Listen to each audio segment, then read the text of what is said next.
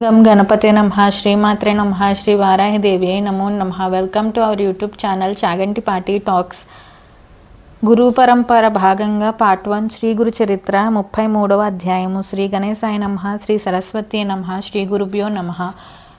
ప్రస్తావన 33, 34, 35 అధ్యాయాలు వివరించే అంశాలు ఇవి. శ్రీగురుడు మఠంలో ఉంటూనే అరణ్యంలో ఒక సాధువు రూపంలో సావిత్రికి దర్శనమిస్తాడు. ఇలా ఒకే సమయంలో వేరు రూపాలతో భక్తులను అనేక ప్రదేశాలలో అనుగ్రహించిన లీల సాయిబాబా చరిత్రలో చూడవచ్చును.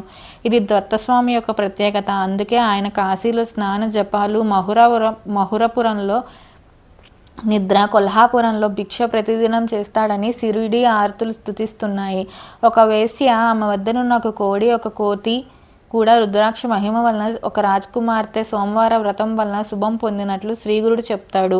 వీరి ధర్మనిష్ట, వీరి సాఫల్యతలకు మూల కారణం ధర్మనిష్టకు భగవంతునిపై విశ్వాసమే మూలం. భగవంతునిపై అనన్యమైన ప్రేమ ఉంటే ఆయన శాసనమైన ధర్మం మీద ప్రీతి ఎందుకుండదు? ధర్మం లేకుండా రుద్రాక్ష వ్రతము, వేదాధ్యయనము వ్యర్థమని, మిథ్యాచారమని శ్రీగురుని సూచన. ప్రారబ్ధవశాన బాహ్య దృష్టికి వేసి అయిన ధర్మనిరత గల అంతరంగమును భక్తి ఆమెకు ఉత్తమ గతిని ప్రసాదించాయి. సద్గురు సమాగమం చేత విభూది, రుద్రాక్ష కూడా అతీత ఫలమునిస్తాయని, సద్గురు సమాగమం రాక్షసులకు సైతం పరివర్తన కలిగించి ఉద్భవించగలడానికి రాజు పరాశర మహర్షిని, బ్రహ్మరాక్షసుడు వామదేవ మహర్షిని ఆశ్రయించిన కథలు తెలుపుతాయి. సద్గురువుని ఆశ్రయించని బాహ్యాచార పాటవం అహంకారానికి, అజ్ఞానానికి చిహ్నం. కారణం ధర్మాన్ని, సదాచారాన్ని నిశితంగా సూక్ష్మంగా విప్పి చెప్పగలవారు వీటిలో పరిపూర్ణత నందిన వారే గదా. రుద్రాక్ష భస్మము దేహం పైన ధరించడం అంటే వాటి చేత సంకేతించబడిన పరమాత్మ తత్వాన్ని హృదయంలో శ్రద్ధగా నిలుపుకోవడమే అన్నమాట. అందుకు అవసరమైన సాధు అన్వేషించుకుంటూ ముముక్షువు తప్పక సద్గురువును ఆశ్రయించి కర్తవ్యాన్ని తెలుసుకుని ఆచరిస్తాడు. అటువంటి శ్రద్ధాభక్తులు కలవాడు సద్గురు కృపను పొంది తీరుతాడు. అందుకే శ్రీ రామకృష్ణ పరమహంస జీవాత్మ పరమాత్మల యొక్క ఐక్యమనే కళ్యాణాన్ని జరిపించే పురోహితునిగా సద్గురువుని వర్ణించారు. కథారంభము. నామధారకునితో సిద్ధయోగి ఇంకా ఇలా చెప్పారు. దత్తుడు, సావిత్రి ఆ రోజు అక్కడే నిద్ర చేసి మరుసటి రోజు తెల్లవారుజామునే స్నానం చేసుకుని శ్రీగురుని దర్శించారు. అప్పుడు సావిత్రి నమస్కరించి ఆయనతో ఇలా అన్నది. స్వామి, నిన్న నేను శోకిస్తున్నప్పుడు ఒక యోగీశ్వరుడు వచ్చి నాకు ధర్మం ఉపదేశించి రుద్రాక్షలు, విభూతి ప్రసాదించారు. ఆయన ఎవరు? ఆయన చెప్పినట్లు చేయబట్టి మాకింత మహద్భాగ్యం కలిగింది. మీరెలా మరలా వారి దర్శనం మాకెక్కడ లభిస్తున్నది అన్నది. శ్రీగురుడు చిరునవ్వులు చిందిస్తూ, అమ్మాయి, నీ పతిభక్తి చూడదలిచి మేమేం మారు రూపంలో నీ వద్దకొచ్చాము. మీకు రుద్రాక్ష మహిమను తెలియచేయడానికి అవరు ప్రసాదించాము. వాటి మహత్యం వల్లనే నీకిట్టి అభయం లభించింది. మీరు మాకు ఆప్తులు గనక వాటి మహత్యం వివరిస్తాము. ఎటువంటి వారికైనా రుద్రాక్షలు ధరిస్తే పాపాలు ఉండవు, ఎంతో పుణ్యం లభిస్తుందని శృతి స్మృతి పురాణాలు చెప్తున్నాయి. 1000 రుద్రాక్షలు ధరించిన వాడు సాక్షాత్తు రుద్రుడే. అన్ని దొరకనప్పుడు బాహువులకు 16 వేసి, శిఖలో 1, చేతులకు 24 వేసి, మెడలో 32, శిరస్సున 42, చెవులకు 12 వేసి, కన్నులకు ఒక్కొక్కటి, వక్షస్థలంలో 108 ధరించిన వాడు సాక్షాత్తు కుమారస్వామితో సమానుడు. వాటికి పగడాలు, స్ఫటికాలు చేర్చి బంగారంతో చుట్టి ధరించిన వారికి రుద్రలోకం ప్రాప్తిస్తుంది. రుద్రాక్షమాలతో జపం చేస్తే అనంత ఫలితం వస్తుంది. భస్మము రుద్రాక్ష ధరించిన వాడిని జన్మయే వ్యర్థం, ధరించని వాణి జన్మయ్యే వ్యర్థం. అది ధరించి స్నానం చేస్తే గంగా స్నానం ఫలం ఉంటుంది. ఏకాదశ రుద్ర మహామంత్రంతో రుద్రాక్షను అభిషేకిస్తే శివలింగాన్ని అర్చించినంత ఫలితం ఉంటుంది. రుద్రాక్షల్లో ఏకముఖి జన్మరాహిత్యమే ప్రసాదించగలదు. ఎటువంటి రుద్రాక్షలు ధరించినా 4 పురుషార్థాలు సిద్ధిస్తాయి. పూర్వం కాశ్మీర దేశంలో భద్రసేనుడు అనే రాజుకు తారకుడు అనే కొడుకు, మంత్రి సుధర్మునకు సద్గుణుడు అనే కొడుకు ఉండేవారు. వారెంతో ప్రేమతో మసలుకునేవారు.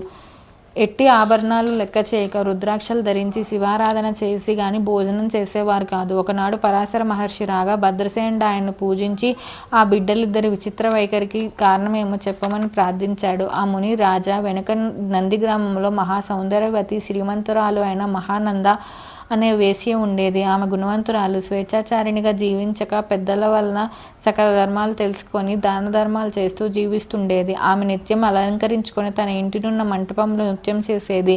ఆ మంటపంలో ఒక కోడిని, ఒక కోతిని పెంచుతూ ఉండేది. వాటిని ఆమె వినోదం కోసం రుద్రాక్షలతో అలంకరించేది. ఒకనాడు మహాధనికుడు శివవ్రత దీక్షుడైన ఒక వైశ్యుడు ఆమె ఇంటికి వచ్చాడు. అతని వంటి మీద విభూది చేతుకున్న రత్న కంకణాలు, అతని చేతిలో సూర్యునిలా వెలిగిపోతున్న రత్నలింగము ఉన్నాయి. దానిని చూసి ఆ వేశ్య ఆశపడి తన సఖి చేత కబూరు పంపింది. అతడు ఆ మంటపంలో కూర్చుని మహా సౌందర్యవతి అయిన ఆ వేశ్య తను సంతోష పెట్టగలిగితే ఆ లింగం ఇస్తానన్నాడు. ఆ వేశ్య అందుకో సంతోషించి 3 రోజులు పతివ్రత ధర్మంను అనుసరించి అతన్ని సేవించగలనని తన సఖి చేత చెప్పింది. ఆ వేశ్యుడు ఆ మాటకు నవ్వి కులస్త్రీకి వలె వేశ్యకు అదెలా సాధ్యం అని విమర్శించాడు. అప్పుడు ఆ వేశ్య, నా విషయంలో మీకట్టి సందేహం అవసరం లేదు. నేను త్రికరణ శుద్ధిగా ఆ 3 రోజులు పాతివ్రతం అవలంబించగలను అని చెప్పి ఆ లింగంపై చేయి వేసి సూర్యచంద్రుల సాక్షిగా ప్రమాణం చేసింది. ఆ వైశ్యుడు ఆ శివలింగం ఆమె చేతికిచ్చి, ప్రేయసి, ఇది నాకు ప్రాణంతో సమానం, దీనికి ఏమైనా అయితే నేను ఊరిపోసుకుంటాను అన్నాడు. ఆమె దానికి ఎంతో శ్రద్ధగా పూజించింది. ఆ ఇద్దరు కలిసి ఆ రాత్రికి అంతఃపురంలోకి వెళ్ళాక అదేమి చిత్రమో గాని నాట్య మంటపంలో క్షణంలో భస్మం అయిపోయింది. ఆ కోడి కూడా బుగ్గైపోయాయి. ఇరుగు పొరుగు వారందరూ కలిసి ఆ మంటలు ఆర్పుతున్నారు. తెల్లవారాక అది తెలిసి వైశ్యుడు, అయ్యో నా ప్రాణలింగమే పోయింది, నేను ఇంకా బతుకను అని ఏడుస్తూ అక్కడున్న బూడిదంతా గాలించిన ఆ లింగం దొరకలేదు. అతడు ఒక చితి వెలిగించి ఆ మంటల్లో దూకాడు. అతని వెంట ఆ వైశ్య నాదా అని కేకలు పెడుతూ వచ్చి తన ధర్మాన్ని అనుసరించి సహగమనం చేసింది. ఆమె బంధువులు ఆమెను వారించి, వేశ్యమైన నీకు ఇదేమి వెర్రి అని ఎన్నో రీతులు చెప్పి వారించారు. కానీ ఆమె వారి మాటలను పట్టించుకొనక సూర్యచంద్రుల సాక్షిగా అతనితో పాతివ్రత్యం అవలంబించడానికి నాకు ఇదే ధర్మము, నేను ఇప్పుడు సగమనం చేయకుంటే నాతో పాటు నా 21 తరాల వారు నరకంలో పడతారు. నా ధర్మం నేను పాటిస్తే వారందరూ తరిస్తారు. మరణం అన్నది ఎప్పటికైనా తప్పదు కదా, ఇలా హీనంగా బతికే కంటే నా ధర్మం ఆచరించి తరించడం ఎంతో శ్రేష్టం అని చెప్పి అగ్నిలో దూకబోయింది. వెంటనే శివుడు సాక్షాత్కరించి, సుందరి, నీ ధర్మగురాన్ని పరీక్షించదలిచి నేనే ఆ వైశ్యుని రూపంలో వచ్చాను. నీకు ఇచ్చినది నా ఆత్మలింగమే. ఆ మంటపానికి నేనే నిప్పు పెట్టి నీ పాతివ్రత్య గుణాన్ని పరీక్షించాను. నీ ఇష్టం వచ్చిన వరం కోరుకో అన్నాడు. ఆమె ఆశ్చర్యపడి భక్తితో నమస్కరించి, స్వామి, నాకు ఈ ముల్లోకాల్లో ఎట్టి భోగం అక్కర్లేదు, నాకు ఈ సంసార బంధం తొలగించి శాశ్వతమైన శివ సాయుధ్యం ప్రసాదించి అని ప్రార్థించింది. శివుడు సంతోషించి ఆమెను వెంటనే కైలాసానికి తీసుకుపోయాడు.